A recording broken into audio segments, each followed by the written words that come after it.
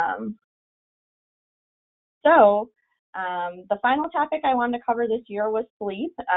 It's another one that's requested quite often by staff in their feedback to me. Also, another reason to do that is over a third of adults actually report getting less than 7 hours of sleep each night. So that's a pretty big chunk of people that aren't getting the amount of sleep that they need. And then, you know, even those that are getting enough sleep, is it really, are they getting quality sleep? When is that sleep happening? There's a lot of factors that go into whether you're getting a healthy night's rest. So we're going to go in to this presentation here, and we're going to cover just the very, very basics on sleep cycles. I don't want to get into too much detail with that today, but cover a little bit about that. We're going to talk about the effects of being sleep deficient and why it's important that you're getting enough quality sleep. We're going to cover what the recommendations are for how much sleep you should be getting based on age. Of course, we're going to go through some tips for better sleep, try to help anybody that's having issues come up with some new strategies for some good night's sleep. And then very briefly, again, we'll just touch on sleep disorders, a really basic overview of those, but just to kind of put that in your mind as well, just in case that's something that's a factor. So again, very basics on how sleep works. So to understand sleep deficiency, it's really important that you understand what's going on when you do go to bed at night. So there are 5 stages of sleep, and your body cycles through each 5 of those stages multiple times every night. Non-REM sleep consists of those first 4 stages, stages 1 through 4 of sleep, and it's also kind of known as that deep sleep or slow wave sleep, which refers to the brain waves that are going on then.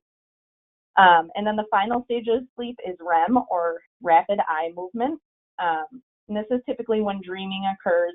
It's also a really important cycle too, because it plays an important role in learning and memory function, because this is when your brain consolidates and processes all the information from the day before, and then it stores that into your long-term memory. So this stage usually happens within an hour and a half or longer after you go to sleep. So it's really important that you do reach that stage to get those benefits from it as well. And generally, you go through this cycle of that non-REM and REM 3 to 5 times each night. So your ability to function, you're feeling well while you're awake, that all depends on whether you're getting enough total sleep and then enough of each type of sleep. It also depends on whether you're sleeping at a time when your body is prepared and ready to go to sleep. So you have that internal body clock that controls when you're awake and then when you're ready for sleep. So that clock typically follows about a 24-hour rhythm. So that, you know, you've probably heard of the circadian rhythm. So that rhythm, it affects every cell, every tissue, your organs, all that's affected and how those work during that 24-hour period, because those all change depending on what time of day it is and what your body is perceiving as what it needs to function in a healthy way. So talking about why it's important that you're getting enough sleep and what happens when you're not getting that quality sleep that you do need. So the way you feel when you're awake depends on what you do when you're sleeping. So during your sleep, your body is working to support healthy brain function and then as well as maintaining your physical health. So healthy brain function and emotional well-being are big factors. Sleep helps your brain work properly. So while you're sleeping, your brain is preparing for the next day. It's forming new pathways to help you learn and remember new information. This helps enhance your learning and your problem-solving skills, and it helps you to be able to pay attention, make decisions, and be more creative. It can also help with stress reduction, and it can really affect your mood as well. So if you're sleep deficient, you could have trouble learning, focusing, reacting, making decisions, and then solving problems as well. You may find it difficult to control your own emotions and your mood, but you also have difficulty judging others' emotions and reactions. It can be harder to process and cope with any changes that happen. And all of this, with the mood, with the coping, it can really, it's linked sleep deficiency with depression, suicide, and then just general risk-taking behavior. And as your mood and that judging others' emotions, things like that are affected by your sleep deficiency, that can then be directed at people in a negative way and in turn affect your relationships with others as well. So it can help, getting enough sleep can help to kind of strengthen those relationships just with your mood and your perception being better throughout the day. It also helps with your physical health as well. So sleep is involved in the healing and repair of your heart and your blood vessels. So ongoing sleep deficiency is linked to an increased risk for heart disease, kidney disease, high blood pressure, diabetes, and stroke. It also increases your risk of obesity. One of the reasons for this is that when you are sleeping, it helps to maintain a healthy balance of some of the hormones that make you either feel hungry or full. So if you don't get enough sleep, then those hormones that make you feel hungry tend to go up, and the ones that make you feel full go down. So when you're sleep deprived, you feel hungrier throughout the day, whether you are actually hungry or not. That can lead to increased eating. Sleep also affects how your body reacts to insulin, and this is the hormone that controls your blood sugar level. So we talk about that increased risk of diabetes. If you are sleep deficient, you have typically higher than normal levels of blood sugar, and then that increases your risk of diabetes. If you've ever had a really stressful week or a week where you have been overtired, not sleeping well, things like that, if you've ever come out of that week and then had a cold or some other illness, things like that, that can be a direct result of that sleep deprivation as well. Your immune system is affected while you're sleeping, so if that isn't strong enough, that's what's defending your body against those harmful substances. So ongoing sleep deficiency can change the way your immune system responds. So if you're sleep deficient, you might have trouble fighting common infections. Again, another reason when you are sick to make sure that you're getting plenty of rest and quality sleep as well. And then it can also affect your daytime performance and safety too. So getting enough of that sleep at the right times helps you function well throughout the day. People that are sleep deficient tend to be less productive at work and school. They take longer to finish tasks, have a slower reaction time, and then tend to make more mistakes as well. So after several nights of losing sleep, and this can just be as little as 1 or 2 hours of sleep, that's when you start to see some of those effects of that, and your ability to function suffers as if you haven't slept all day for 1 or 2 days. As I said, safety is a big concern as well. So sleepiness clouds your thinking. It causes you to make more errors. Your reaction time is slower. Typically, you have poor judgment. So that's one of the big dangers of that. People often misjudge their own state of mind. They think that they're able to handle decisions and tasks when they're sleepy, but in fact, they're not really. So that can put you at risk of injuring yourself, others, or making some key mistakes throughout the day. Just to kind of put that into perspective, some pretty major incidents that have occurred that they put at least partial blame on being sleepy are the disasters of 3 Mile Island, Chernobyl, the Exxon oil tanker spill, and the Space Shuttle Challenger accident as well. So obviously those are extreme cases. Many of you probably don't work in a field where an error like that would cause such a big disaster, but still any sort of mistake, poor decision making, poor judgment, that can really have a big impact throughout the day. Another major safety concern is driving while you're sleepy. So almost 20% of accidents or injuries are related to sleepiness. So that's a big factor there.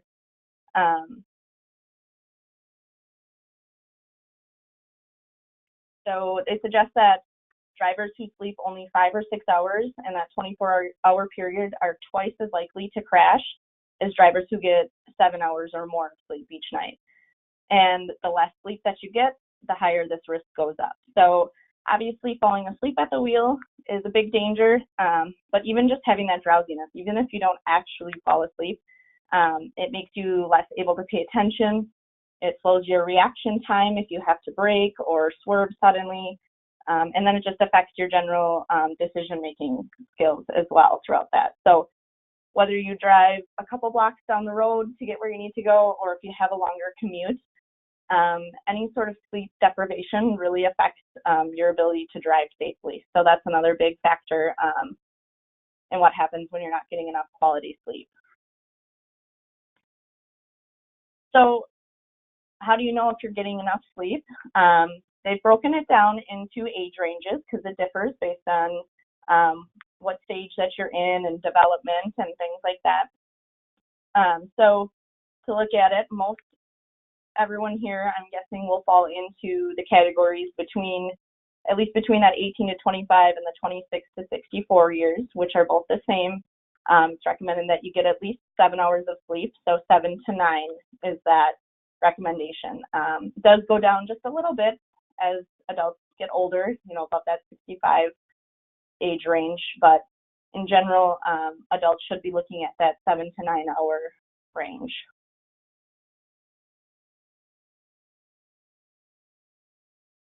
And then, so if you're getting less sleep than what is recommended here, this all adds up. So they call it your sleep debt. So some people try to make up for this sleep debt by sleeping more on days off, going to bed later, getting up earlier. But it's really hard to kind of make up for that sleep. So it's really important that you get it when you need it and not deprive yourself and then try to catch up on all that sleep on the weekends or whenever you have that time off.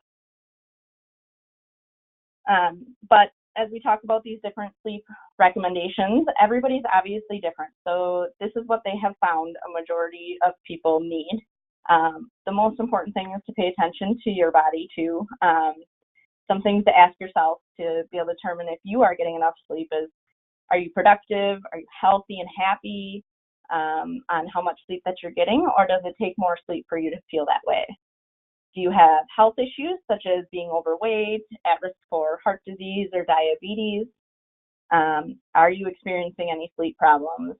Do you depend on caffeine to get through your day? Do you feel sleepy when you're driving? All kind of questions to ask yourself if you're questioning if you are getting enough sleep or not on your normal routine. So just a quick look at what causes lack of sleep. Obviously, this is different for everyone, but some common causes are stress. So you might have concerns about work, school, your health, finances, or your family. And that can all keep your mind pretty active at night, make it difficult for you to fall asleep. Your travel or work schedule may be affecting it. So maybe you'll have jet lag from traveling, you're working late, or you have early shifts. Frequently changing shifts can disrupt your circadian rhythm, and that can lead to insomnia. Poor sleep habits, which may include you have an irregular bedtime, you are napping too much or too long throughout the day.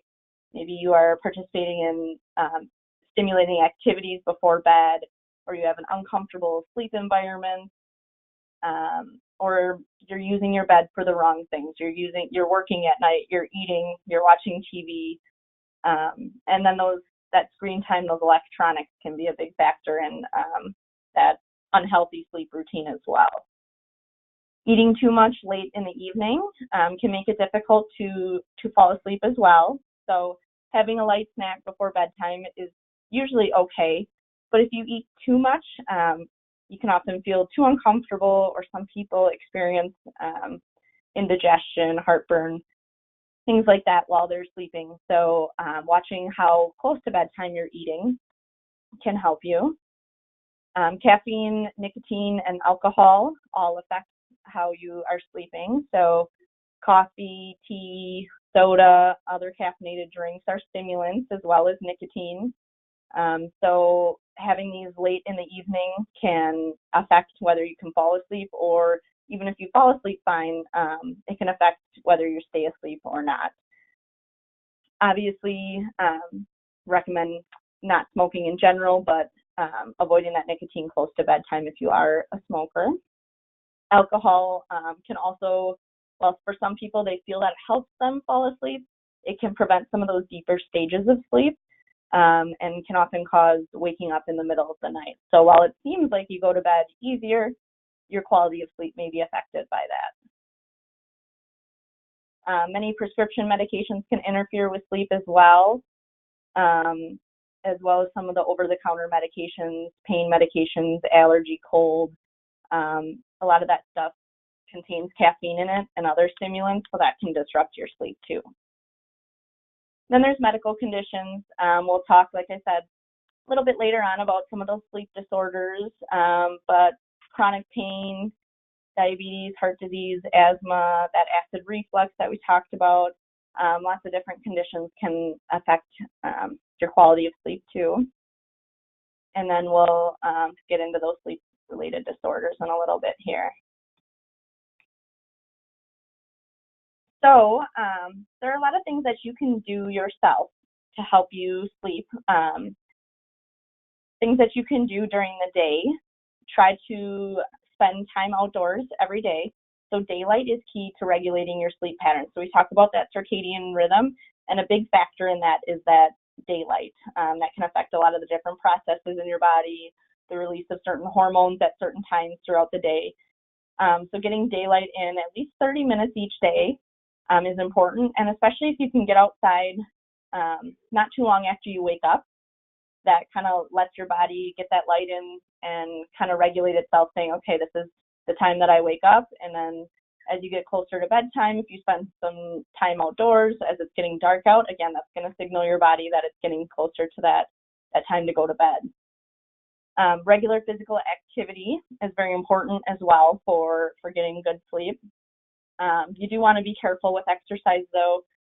Try not to exercise too close to bedtime.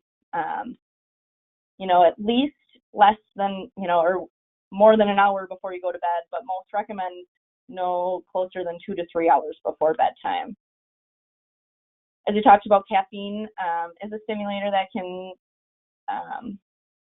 affect you. So it can take as long as 8 hours to fully wear off. So really trying to avoid caffeine late in the afternoon. And again, same with that nicotine, trying to avoid that as that's another stimulant as well. Naps can be helpful depending on how your sleep quality, how long you're sleeping at night. They can boost your brain power, but if you take them too late in the afternoon, or if you're napping for too long, that can affect your ability to fall asleep or stay asleep at night. So generally they want you to keep your naps at least under an hour, but usually recommended under 30 minutes is even better. If you drink alcohol, drink only in moderation. So we talked again about how that alcohol can kind of have that confusing effect where it may make you feel sleepy. It may seem like you're falling asleep easier, but that quality of sleep can definitely be affected by that alcohol. So generally for alcohol, moderation means no more than 1 drink per day for women and no more than 2 drinks a day for men. We talked again about not eating those big meals close to bedtime or having too many drinks as well, any kind of drinks, water, whatever it might be that would cause you to get up in the middle of the night to use the bathroom.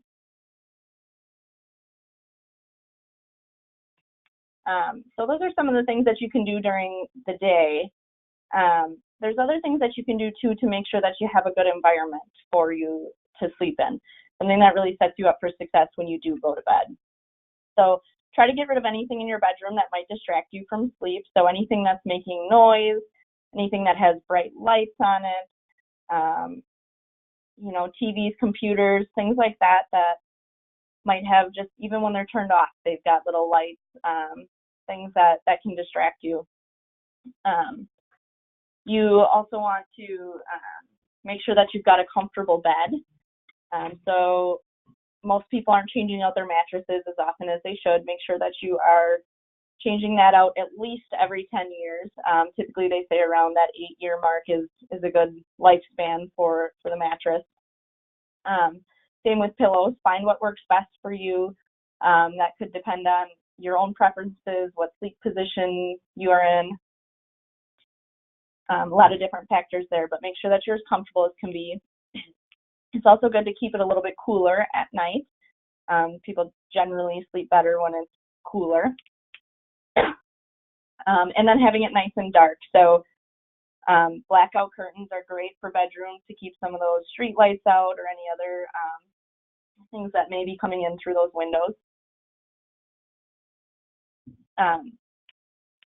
Other things that can help you is, maybe you need earplugs, whether it's your partner that snores at night or any other noises, coming from outside, or white noise machines can help as well. Humidifiers, fans, other things that can kind of help to create that comfortable environment. Okay. And then your routine that you set for bedtime is really important too. So you should go to bed at the same time every night and try to get the same amount of sleep each night. This helps to regulate your body's clock, and it helps you fall asleep and then stay asleep. So we're talking that same schedule, not only on weeknights, but on weekends as well. And that's really a tricky part because generally our weekends look very different from what our weeknights do. But the closer you can keep it, they usually say within an hour of going to bed and waking up from what your normal schedule is during the week, that can really help your body stay regulated throughout the whole week. Use the hour before bed for quiet time. So try to avoid artificial bright lights, also called blue lights. So this can come from TVs, phones, computers, video games, whatever it might be. This blue light, which is the same that comes from the sun, which tells your body that it's time to be awake. That makes it really hard for your body to switch to that sleepiness. And I'm going to kind of go a little bit more in detail on that in the next slide, but those bright lights at night are really important. Managing your stress too can help you sleep. So try to resolve any worries, concerns, things like that well before bedtime. If you can't, it's really important to, kind of jot down what's going on, practice some stress management techniques, and we're going to talk about that a little bit more too here, just because that's another big factor that tends to keep people up at night. Other things to keep in mind, don't lie in bed awake. So if you find yourself still awake after staying in bed for more than 20 minutes, get up and go to another room, do something relaxing, read a book, whatever it might be, until you start to feel sleepy again. If you try to lay in bed for too long and you're not able to go to sleep, that anxiety of not being able to go to sleep kind of continues to build and build, and it's really counterproductive, and you're not going to reach that state of sleepiness. So change location, try to do something relaxing, and then head back to bed once you're feeling sleepy again. So we're going to go into a little bit more detail on technology and how that affects your sleep. So using tablets, smartphones, TVs, laptops, any other kind of electronic devices like that delays your body's internal clock, that circadian rhythm. So what happens is that light, like I talked about, that same light that you're getting from the sun, that tells your body that it's time to be awake. So there's a hormone called melatonin, which helps your body get ready for sleep. It helps it unwind for the night. When you are using these electronics, things that have these blue light waves, it suppresses the release of that hormone melatonin. So it makes it really difficult to fall asleep. So the more electronic devices you use in the evening, the harder it is to fall asleep or stay asleep. So besides increasing your alertness at a time when you should be getting sleepy, which delays your bedtime, these devices also delay the onset of that REM sleep, that final sleep stage that we talked about, where that dreaming, that memory, all that stuff occurs. So that's a really important stage of sleep, and if that's delayed, that's going to affect your alertness the next morning when you wake up. And then over time, all of those effects can lead to chronic sleep deficiency. So again, really trying to limit using any sort of screen device that's emitting that blue light at least no more than an hour before bedtime. So grab a book, do something relaxing, but try to avoid sitting on your phone, especially bringing it into bed with you, a phone, a tablet, the TV on. That can all really affect your quality of sleep. As I said, I want to touch base a little bit more on stress management too. I would say stress and anxiety are a really big factor for a lot of people falling asleep. You kind of get those thoughts racing through your head. It's really hard to turn it off at night, but it's really important that you do to try to help get that quality sleep that you needed. So the majority of adults with a stress-induced sleep problem experience it at least once per week, but more than half of those people experience it multiple times each week.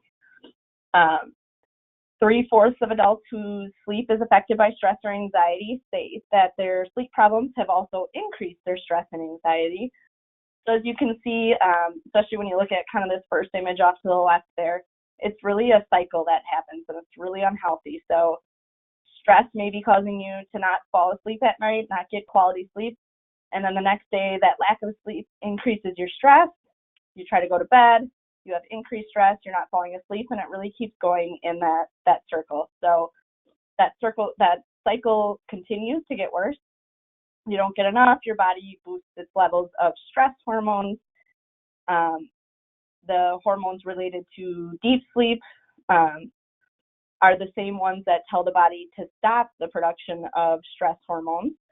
So when you're not reaching that state of deep sleep, now your body's not telling itself to stop releasing those stress hormones. So it keeps pumping those out. So then the next day you feel more stressed. Following night you find it harder to fall asleep. And as you see, that cycle just kind of continues and builds upon itself. So it's really important that you use some good stress management techniques to help you fall asleep at night. Mindfulness exercises can be really helpful. So deep, controlled breathing helps you relax. Doing even just a short 5-10 minute meditation before bed. There's bedtime yoga routines you can do that, again, 5 to 10 minutes that help your body relax and get ready for bed. Visualization techniques. And then journaling can be another really helpful technique to use too. So you have all these thoughts racing through your head. It can be really helpful to jot those down, get them out on paper. Helps to kind of clear them from your head a little bit. Plus then you can come back to them the next day if you're worried about forgetting what you're thinking about or whatever it might be. But try to set those thoughts, those worries aside. Tell yourself you can come back to them tomorrow, well rested, better to able cope with them, handle them, make better decisions. But try to do what you can to get those thoughts out. Drinking warm beverages before bed can help. Caffeine-free herbal tea, warm milk. Again, trying to limit how much you're drinking because you don't want it to then make you have to get up to use the bathroom too often. But those can help calm you. Taking a hot shower or a bath. Listen to soothing music. And then again, exercise is another really big stress reliever, but do that earlier in the day. Don't do it right before you go to bed. So again, stress management, very much a big factor in controlling those sleep habits. So just to touch base really quickly on some of the sleep disorders. There's insomnias, which mean you're having difficulty falling asleep or staying asleep through the night.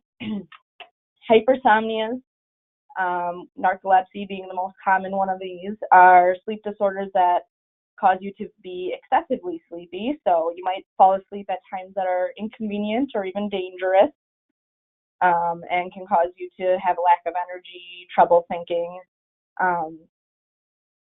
Other ones the sleep-related breathing disorders involve difficulty breathing during sleep. Most common one of this is obstructive sleep apnea. The circadian rhythm sleep-wake disorders is a category in which sleep times are out of alignment. So your sleep pattern isn't following the normal times that you should be going to sleep at night and waking up.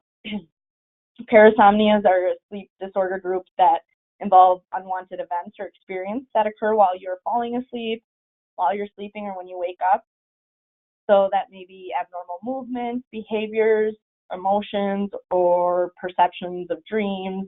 So those are some of the common ones. Sleep movement disorders as well cause movement during or prior to sleep. So restless leg syndrome, some people experience really bad leg cramps while they're sleeping, but it can make it really difficult to fall asleep if you can't control those movements of your body, or while you are sleeping if you wake up from those movements. So it's important to recognize too if you do have a sleep disorder. So we've talked about all those different strategies to help you practice good sleep hygiene, get a good night's rest, but it may come down to the fact that maybe you do have a sleep disorder that requires further attention. So 50 to 70 million U.S. adults have some sort of sleep or wakefulness disorder. So that's a pretty big number. So it's important that you do know the signs. If you are having any of these issues, it can be a really good time to talk to your doctor about it, see if there are any underlying causes, any other things that you can do to try to help regulate your sleep and get a better night's rest. So you should talk to your doctor if you are having any of these signs. It takes you more than 30 minutes to fall asleep at night. You consistently wake several times each night and then have trouble falling back to sleep, or maybe you're waking up too early in the morning. You often feel sleepy during the day, you take frequent naps, or you fall asleep at inappropriate times during the day. Your bed partner says that when you sleep, you snore loudly, you snort, you gasp, maybe you're making choking sounds, or even scarier, some people stop breathing for short periods of time while they're sleeping. Another sign could be that you have creeping, tingling, or crawling feelings in your legs or arms that are relieved by either moving them or massaging them, especially when you're trying to fall asleep. Maybe you or your partner notices that your legs or arms jerk often when you're sleeping. You might have vivid dream-like experiences while you're falling asleep or when you're dozing off. You have episodes of sudden muscle weakness when you are angry or fearful, or when you laugh. So those ones happen when you're awake, but they can be an indicator of a sleep disorder. And then if you feel as though you cannot move when you first wake up. So those are all signs that you may have one of those sleep disorders that we talked about in the previous slide. And you should definitely reach out to your provider, to your doctor, and talk to them further about it and see what kind of solutions they might have for you. So then kind of just in summary, we just talked about that importance of sleep, how it can regulate so many different things throughout the day, increase your energy, concentration, better decision making, improve memory. It can help to stop that cycle of increased stress and decreased sleep, improve your physical health, better your immune system so that you can fight off illness easier. So just trying to follow some of those good sleep hygiene tips, making sure that you're practicing good habits throughout the day, have a good sleep environment, and then you are practicing a good bedtime routine, and try to stick to as consistent of a schedule and routine as you can every day. So that is all that I have for today. If you have any questions, please let me know. There will be a recording of this posted later today. So for anybody that couldn't attend live, they will have that option to listen to that. If you are listening live, you do not have to take the quiz, but those listening to the recording will need to take that quiz. And that will be open through the 29th of this month to get those points for this wellness year. So thank you all for listening.